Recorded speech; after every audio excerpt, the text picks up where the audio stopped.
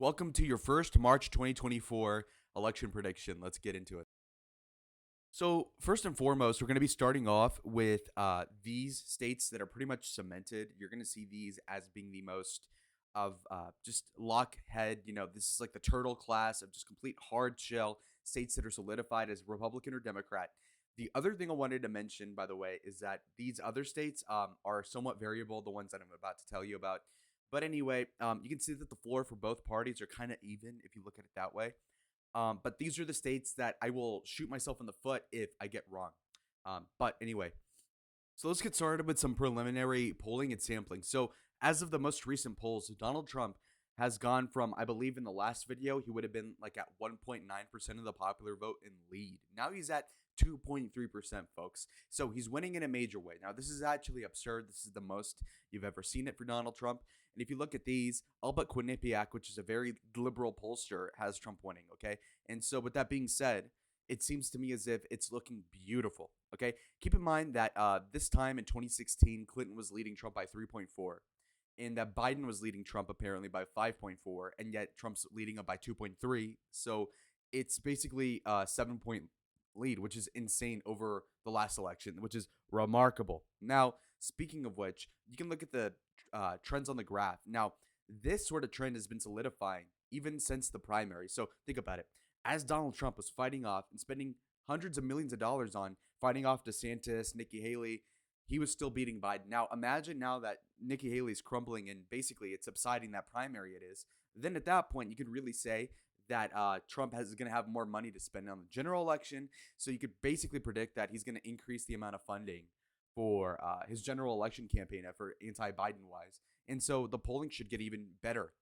What's more is that when we're talking about, for instance, Joe Biden's approval rating, if you check this, is negative 15%.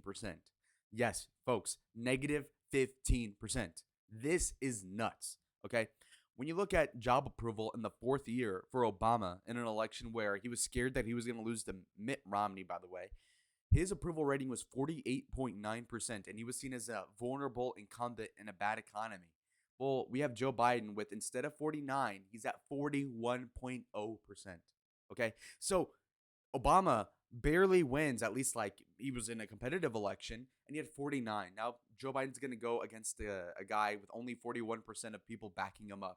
That's nuts. Okay.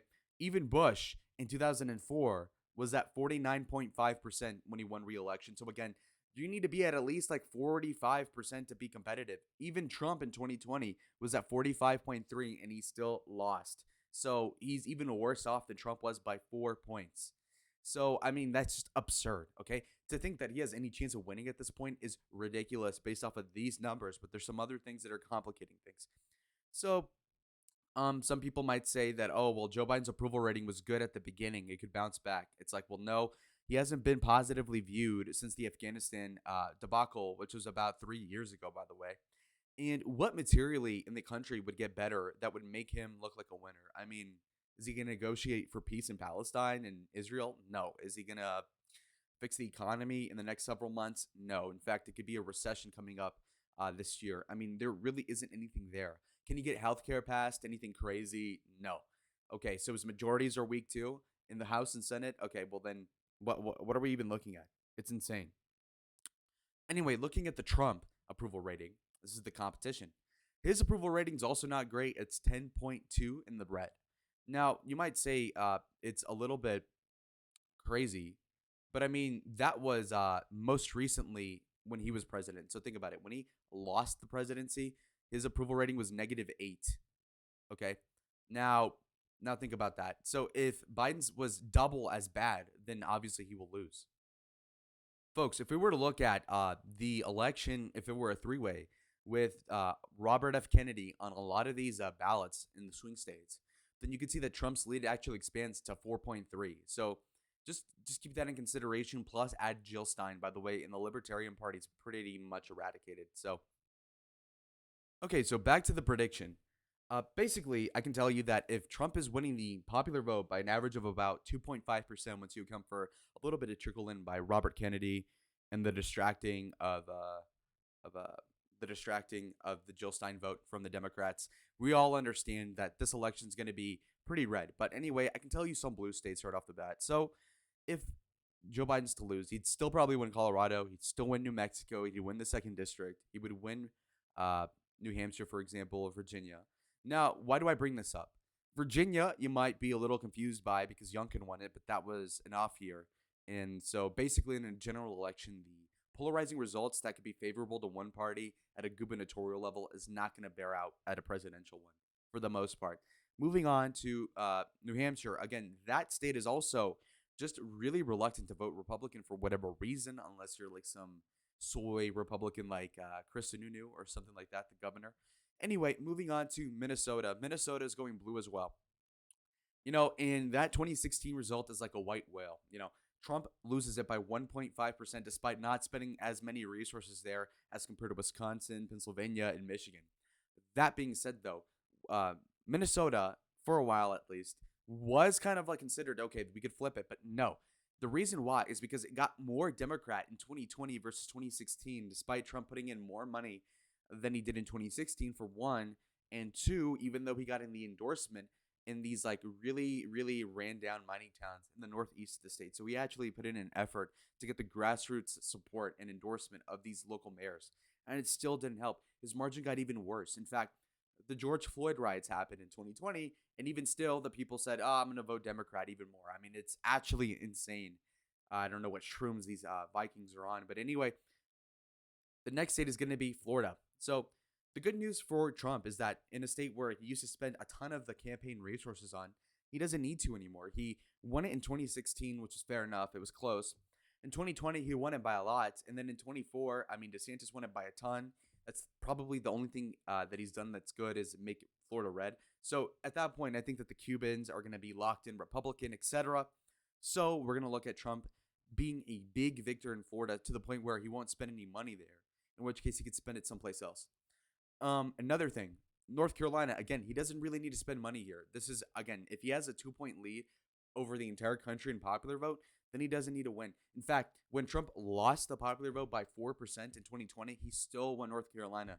So if that's the case, then he's probably going to win it by like 7. So he doesn't need to focus on it.